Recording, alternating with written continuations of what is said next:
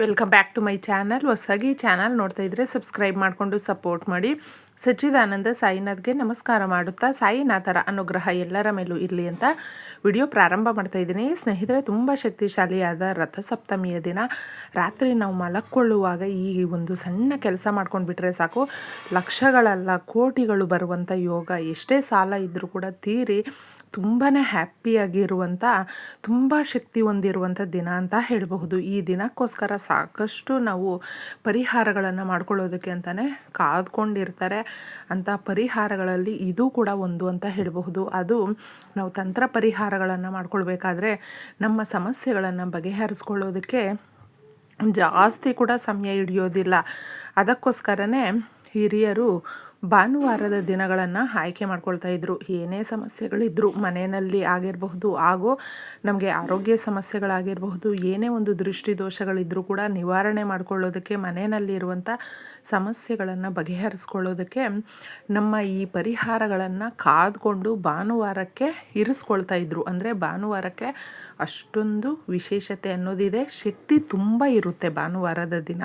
ಆ ದಿನವೇ ನಮಗೆ ರಥಸಪ್ತಮಿ ಬಂದಿದೆ ಸ್ನೇಹಿತರೆ. ಸೂರ್ಯ ಭಗವಾನನನ್ನು ಪೂಜಿಸುವಂಥ ಈ ದಿನ ನಾವು ನಮಸ್ಕಾರ ಪ್ರಿಯ ಸೂರ್ಯ ಭಗವಾನನು ನಮಸ್ಕಾರ ಮಾಡಿ ಓಂ ಸೂರ್ಯ ದೇವಾಯ ನಮಃ, ಓಂ ಭಾಸ್ಕರಾಯ ನಮಃ, ಈ ರೀತಿ ನಾವು ಮಂತ್ರಗಳನ್ನು ಹೇಳ್ಕೊಂಡ್ರೆ ನಮ್ಮ ಇಷ್ಟಾರ್ಥಗಳು ನೆರವೇರುತ್ತೆ.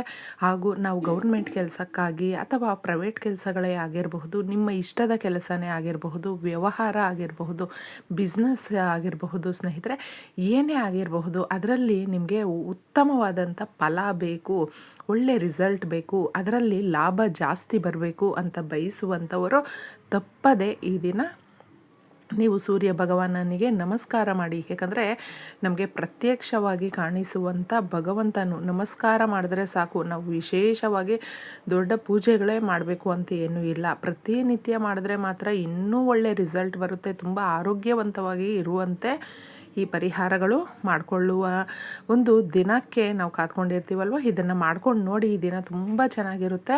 ಹಾಗೂ ಮುಖ್ಯವಾಗಿ ಸ್ನೇಹಿತರೆ, ಈ ದಿನ ರಾತ್ರಿ ನಾವು ಮಲಗುವಾಗ ನಮ್ಮ ಸಬ್ಕಾನ್ಷಿಯಸ್ ಮೈಂಡು ನಿದ್ದೆ ಮಾಡುವಾಗ ನಮ್ಮನ್ನು ಎಚ್ಚರಗೊಳಿಸುತ್ತೆ. ಅಂದರೆ ನಾವು ಏನು ಸಂಕಲ್ಪ ಮಾಡ್ಕೊಂಡಿರ್ತೀವಿ, ಏನು ದೃಢವಾಗಿ ಅಂದ್ಕೊಂಡಿರ್ತೀವಿ, ಏನೋ ಕಾರ್ಯಗಳು ನಡಿಬೇಕು ಅಂತ ಸುಮಾರು ಅಂದ್ಕೊಂಡಿರ್ತೀವಿ ನೋಡಿ, ನಾವು ಅಂದ್ಕೊಂಡಾಗ ಯಾಕೆ ನಡೆಯೋದಿಲ್ಲ ಅನ್ನೋದು ಕೂಡ ನಾನು ಇಲ್ಲಿ ಹೇಳ್ತೀನಿ. ಯಾಕಂದರೆ ನಾವು ಅದನ್ನು ಒಂದು ಕಾನ್ಸಂಟ್ರೇಷನ್ ಇಟ್ಟು ಮಾಡೋದಿಲ್ಲ.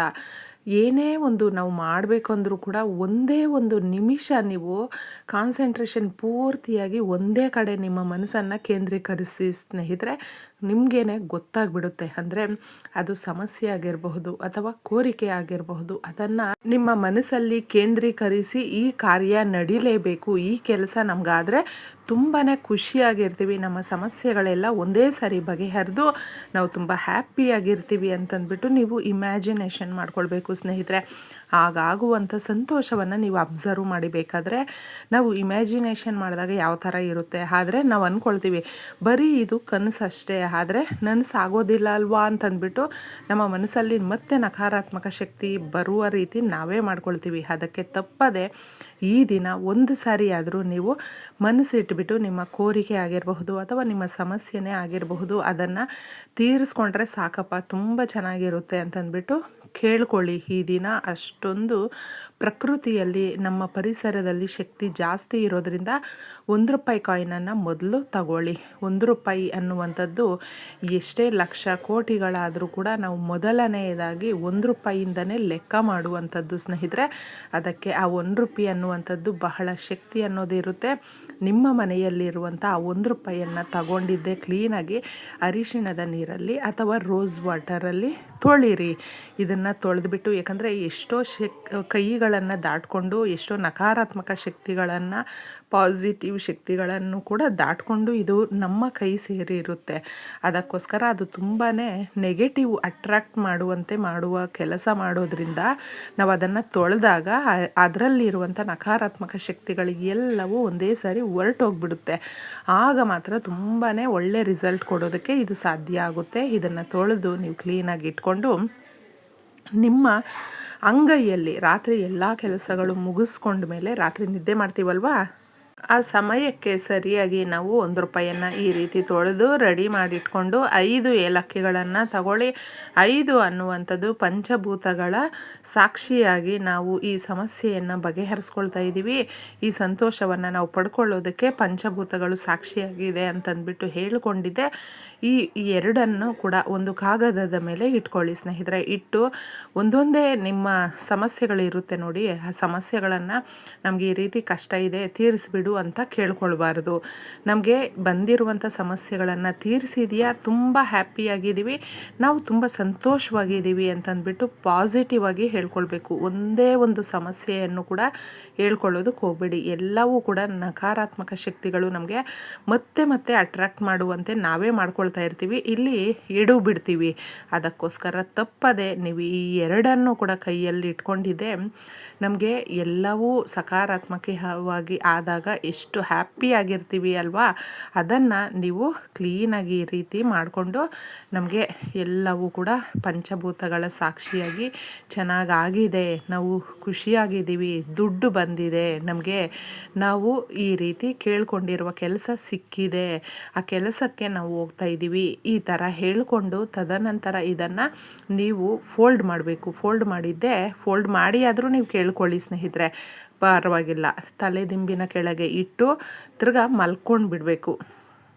ನಾವು ಇಲ್ಲೂ ಕೂಡ ಏನು ಮಾಡ್ತೀವಿ ಅಂದರೆ, ಈ ಪರಿಹಾರ ಮಾಡ್ಕೊಂಡಿದ್ದೀವಿ, ಇನ್ನು ಮೊಬೈಲ್ ಸ್ವಲ್ಪ ಹೊತ್ತು ನೋಡೋಣ, ಇಲ್ಲಾಂದರೆ ಮಾತಾಡ್ಕೊಂಡು ಕೂತ್ಕೊಳ್ಳೋಣ, ಟಿ ವಿ ನೋಡೋಣ ಅನ್ನೋ ಥರ ಇದ್ಬಿಡ್ತೀವಿ. ಆ ಥರ ತಪ್ಪು ಮಾಡಲೇಬಾರ್ದು. ಈ ಪರಿಹಾರವನ್ನು ಮಾಡ್ಕೊಂಡಿದ್ದೀವಿ, ತಲೆ ದಿಂಬಿನ ಕೆಳಗೆ ಇಟ್ಕೊಂಡಿದ್ದೀವಿ, ಸೀದಾ ಅದನ್ನೇ ನಾವು ಮನಸ್ಸಲ್ಲಿ ಮತ್ತೆ ಅಂದ್ಕೊಂಡು ಈ ಕೆಲಸಗಳು ಆಗಿದೆ ಅಂತಂದ್ಬಿಟ್ಟು ಮಲ್ಕೊಳ್ಳಿ. ನೋಡಿ, ಯಾವಾಗಲೂ ಅಷ್ಟೇ ನಮ್ಮ ಸಬ್ಕಾನ್ಷಿಯಸ್ ಮೈಂಡು ನಾವು ಒಳ್ಳೆಯದನ್ನು ತಗೊಂಡ್ರೆ ಒಳ್ಳೆಯದೇ ನಮಗೆ ಪಾಸ್ ಮಾಡ್ತಾ ಇರುತ್ತೆ, ಕೆಟ್ಟದ್ದನ್ನು ತಗೊಂಡ್ರೆ ಕೆಟ್ಟದ್ದೇ ಪಾಸ್ ಮಾಡ್ತಾ ಇರುತ್ತೆ. ಇದನ್ನು ಗಮನದಲ್ಲಿಟ್ಕೊಂಡಿದ್ದೆ ಮಾಡಿಕೊಂಡು ರಾತ್ರಿ ತಲೆ ದಿಂಬಿನ ಕೆಳಗೆ ಇಟ್ಕೊಂಡು ಒಳ್ಳೆಯದನ್ನು ಆಲೋಚನೆ ಮಾಡ್ತಾ ಮಲ್ಕೊಳ್ಳಿ. ಮಾರನೇ ದಿನ ಇದನ್ನು ನೀವು ತೆಗೆದುಬಿಟ್ಟು ನಿಮ್ಮ ಪರ್ಸು, ನಿಮ್ಮ ಬ್ಯಾಗು, ವಾಲೆಟ್ ಏನು ಹೇಳ್ತೀವಿ ನೋಡಿ, ಅದರಲ್ಲಿ ಇದನ್ನು ಇಟ್ಕೊಂಡು 3 ದಿನ ಅಥವಾ 5 ದಿನ ಇಟ್ಕೊಳ್ಳಿ ಸ್ನೇಹಿತರೆ. ಈ ರೀತಿ ಇಟ್ಕೊಂಡು ತದನಂತರ ಅದನ್ನು ನೀವೇನು ಮಾಡಬೇಕು ಅಂದರೆ ₹1 ಯಾರಿಗಾದರೂ ದಾನ ಮಾಡಿ. ಇನ್ನು ಏಲಕ್ಕಿಗಳನ್ನು ಮಾತ್ರ ಹುಷಾರಾಗಿ ಯಾವುದಾದ್ರೂ ಹಚ್ಚ ಹಸಿರು ಗಿಡಗಳು ಇರುತ್ತೆ ನೋಡಿ, ಆ ಗಿಡಗಳ ಹತ್ರ ಹಾಕಬೇಕು, ತುಳಿಬಾರ್ದು. ಇದನ್ನು ನೆನಪಲ್ಲಿ ಇಟ್ಕೊಳ್ಳಿ, ಇಲ್ಲಾಂದರೆ ನೀರಲ್ಲಿ ಹಾಕಬೇಕು. ಯಾರಾದರೂ ತುಳಿದ್ರೆ ಮತ್ತು ನಮ್ಮ ಕೋರಿಕೆ ಸಂಕಲ್ಪ ನಾವು ಏನು ಮಾಡಿರ್ತೀವಿ ನೋಡಿ, ಅದು ನಮಗೆ ಮತ್ತೆ ತಲುಪೋದಕ್ಕೆ ಕಷ್ಟ ಆಗಿಬಿಡುತ್ತೆ. ಅದಕ್ಕೋಸ್ಕರನೇ ಇದನ್ನು ನಾವು ಹುಷಾರಾಗಿ ಹ್ಯಾಂಡಲ್ ಮಾಡಬೇಕು. ಇಷ್ಟು ಸುಲಭವಾಗಿ ಮಾಡ್ಕೊಳ್ಳಿ. ಒಳ್ಳೆಯದಾಗಲಿ.